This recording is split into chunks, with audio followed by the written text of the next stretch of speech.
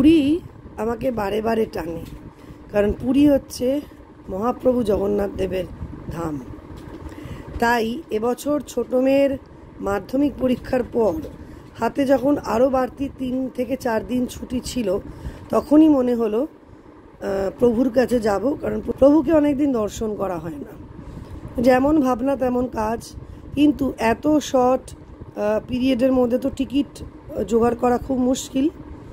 তো কি হলো, আসার টিকিট বন্দে ভারতে কনফার্ম হলেও যাওয়ার কিন্তু কোনো টিকিটই আমরা পেলাম না। তাই মনটা স্বাভাবিকভাবেই খারাপ হয়ে গেল। ভাবছিলাম হয়তো যেতেই পারবো না, কিন্তু ওই যে কথায় বলে না, জগন্নাথ যখন তোমাকে টানবে তোমাকে সে পুরী যেতেই হবে। যাই হোক, বর মনের অবস্থা ভেবে হাজব্যান্ড বললেন চেষ্টা করে অন্য কিভাবে যাওয়া যায়, এবং অবশেষে আমরা পুরী গেলাম যথারীতি। এবং সেইটা একটা নতুন অভিজ্ঞতা, যেটা আমি তোমাদের সঙ্গে আজকে শেয়ার করব। যে বাসটা প্রথম থেকে তোমরা দেখছো, এই বাসে করেই কিন্তু আমরা পুরী গেছিলাম। আসলে পুরী যাওয়ার জন্যে যেহেতু প্রায় 600 কিলোমিটার ওপরে দূরত্ব, তো খুব তাড়াতাড়ি তো পৌঁছানোর উপায় নেই। তো সারা রাত আমরা ট্র্যাভেল করেছি। কিন্তু এই বাসটার যে বিশেষত্ব সেটা হলো এখানে কিন্তু স্লিপার সিট আছে, এবং আমরা 3 জন, মানে আমি আর আমার 2 মেয়ে স্লিপার সিটেই ট্র্যাভেল করেছিলাম। আর যেহেতু একদম শেষ মুহূর্তে টিকিট কাটা, মানে আজকে টিকিট কেটে আমরা কালকে বাসে উঠেছি এমন, তাই আমার হাজব্যান্ডের কিন্তু স্লিপার সিটটা পাইনি। তো ও হচ্ছে সিটিং, মানে যেটা বসে যাওয়া যায় সেই রকম চেয়ার কার, সেই রকম সিটই পেয়েছিল।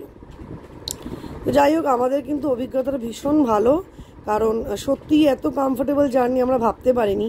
হ্যাঁ, ট্রেনে যেমন চলাফেরা করা যায় বা যখন ইচ্ছা ওয়াশরুম ইউজ করতে পারো, এটা সেখানে না।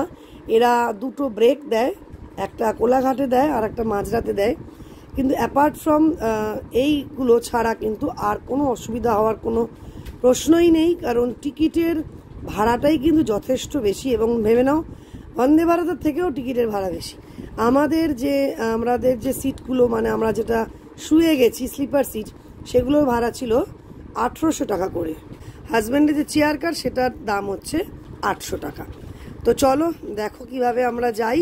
মানে সমস্ত বাসটা বলো, ভেতরে সমস্ত সিট, বিশাল বড় বড় বাস হয়। যেহেতু বললাম একদম শর্ট পিরিয়ডে গেছি, ভলভোও পাইনি। কিন্তু যে সানা ট্রাভেলসে আমরা ট্রাভেল করলাম, এটা কিন্তু ভলভো বাসের থেকে কোনো অংশে কিছু কম নয়। ঠিক সকাল 7:30টায় বাস আমাদের পৌঁছিয়ে দিল পুরী। আর যেই বাস স্ট্যান্ডে এসে নামলাম, সেখান থেকে আমরা একটা টোটো বুক করে নিলাম, যেহেতু সঙ্গে লাগেজ ছিল। আর টোটো ভাড়া নিল 250 টাকা। আর এইবার চোখে পড়ে গেল পুরীর মেন অ্যাট্রাকশন, দেখো সমুদ্র। সমুদ্রের ধার দিয়ে আমাদের টোটো আমাদেরকে নিয়ে ছুটে চলেছে আমাদের গন্তব্যস্থল পুরীর কোনো একটা হোটেল।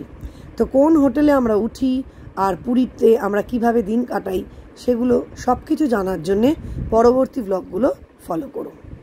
যারা এই ব্লগটা প্রথম দেখছো ফেসবুক থেকে, তাদের সকলের কাছে অনুরোধ রাখলাম ফেসবুকে আমার পেজটা ফলো করে দিও, ফেসবুকে আমার প্রোফাইলটা ফলো করে রেখো।